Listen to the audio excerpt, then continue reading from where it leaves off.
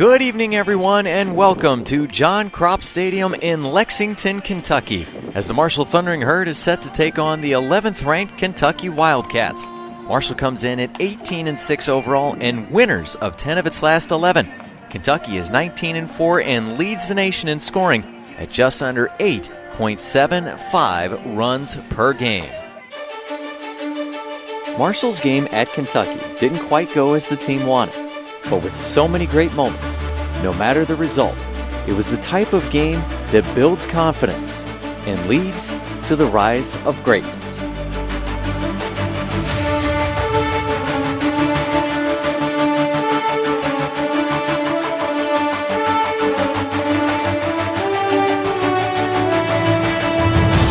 Now she's going to blast one out to deep left field. Look up and say goodbye.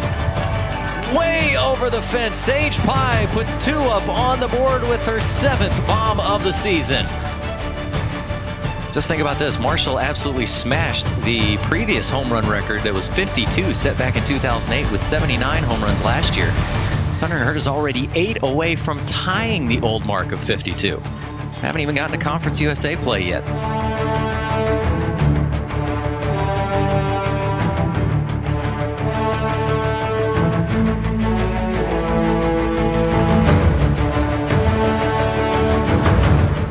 Game hitting streak, and she's been batting .500 as well over that span. Has driven in 10 runs, 4 doubles, and 2 home runs. And now she's going to line one out into center field. Kowalik goes back just over the fence. Look up and say goodbye. Katie Adams with her 3rd home run of the season.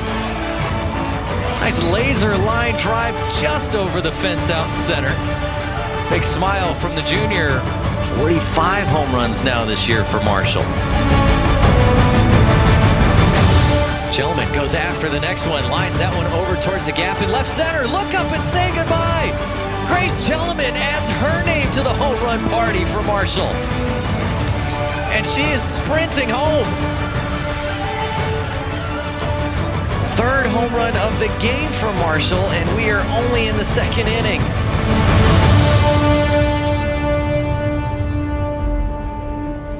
Eight-4 double play. Kowalik lines that over towards left field. Rousseau comes up, makes the catch, fires back to second. Is it in time? Yes! 7-4 double play gets Marshall out of the inning. They still lead by 4. Swing and a miss. Blaine will go down on the strikeout.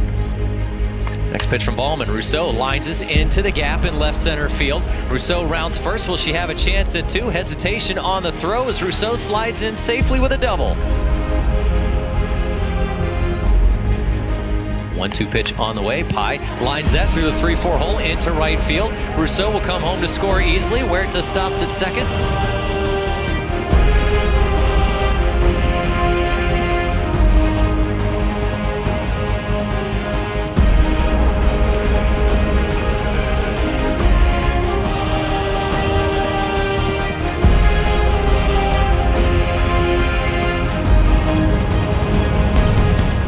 Spellman looks in.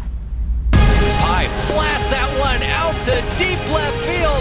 Seriously, look up and say goodbye. A towering shot, a grand slam by Sage Pye.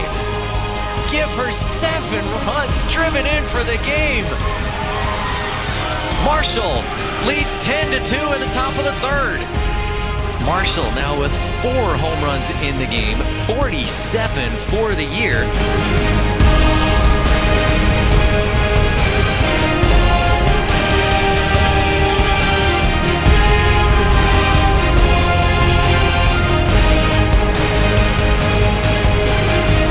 Grounder to third. That's going to bounce away from Dieter. She can't quite keep control of it. Run will come in. Harold is safe at first. Everyone is safe.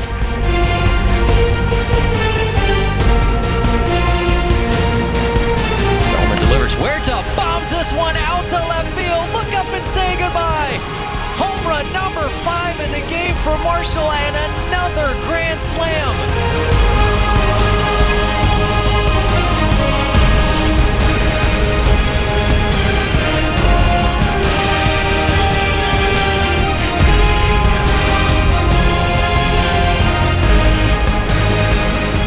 Look up and say goodbye.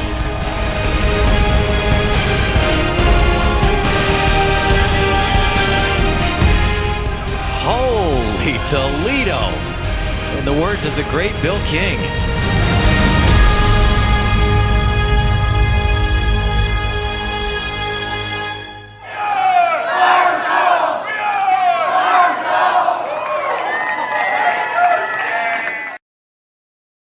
That final game of the 2020 season had a bad result for Team 27, but it still showed them something, that they could compete even against some of the best in the country. And despite the loss, you could tell that this squad was fired up for the rest of the year and to finally begin Conference USA play. Well, 2 days later, the Herd found out the season was suspended due to the COVID-19 pandemic and that they would not get to be back out on their home field against FIU. Then, of course, the following week, Team 27, just like every other program in the nation, found out their season was over. Team 27 played in just 25 games, but they made an impression during the just under half a season. Remember, there were still 29 regular season games that remained following the date at Kentucky. The Herd finished with a record of 18-7, tied for the third best mark over the first 25 games of a season in program history. It only fell behind 2017 as they were 21-4, and actually last year's team in 2019 was 19-6. The squad from 2003 was also 18-7. But there is so much more. Let me see if I can give you a little recap of the magic that Team 27 was producing. Marshall finished as the NCAA leader in home runs per game at 1.92. They belted 48 and were on pace to reach the century mark before the end of the regular season. The Herd was second in the country in slugging, fifth in batting average, and seventh in runs per game and on-base percentage. Individually, Maya Stevenson was tied at the top in total home runs with 12 and was ranked in the top 15 in 5 other offensive categories. Sage Pye, the transfer from Georgia Tech, was ranked in the top 40 in the nation in 6 categories. Sierra Huerta was in the top 40 in 4, Allie Harrell was in the top 10 in 3, and Laney Jones was tied for 6th in saves. This was the first time that Marshall had 3 players all slugging over 800, with Stevenson, Pye, and Huerta. Harrell was on pace to break her own single-season record for on-base percentage that she established in 2019. And Jones tied the program's single-season record for saves with 4 that was set all the way back in 2004. Maya is now Marshall's all-time leader in slugging percentage, and Allie is tops in on-base percentage. The 2 sluggers are both already in the top 5 all-time in career home runs. Allie became the 12th member of the 100 RBI Club and just the 2nd member of the 100 Walks Club. Sierra is 3rd all-time in hit by pitches with 36 and in just 89 career games. A lot of bruises. Looking back again at some of the home run numbers, a single player hit 2 home runs in a game 5 times this year, tying the record that was set last season. And remember, the Herd played 64 games in 2019. Team 27 totaled 5 grand slams. The previous team record for a season was just 3, originally set in 2007, tied in 2012, and again in 2019. The Herd hit a home run in 21 of its 25 games and hit 2 or more 14 times. And of course, they tied the program record of 5 in a game twice. First versus Delaware State, and again at number 11 Kentucky. This season was the first time that a player had at least 7 RBI in a single game twice. Maya did it against Rutgers, and then Sage did it the very next contest at UK.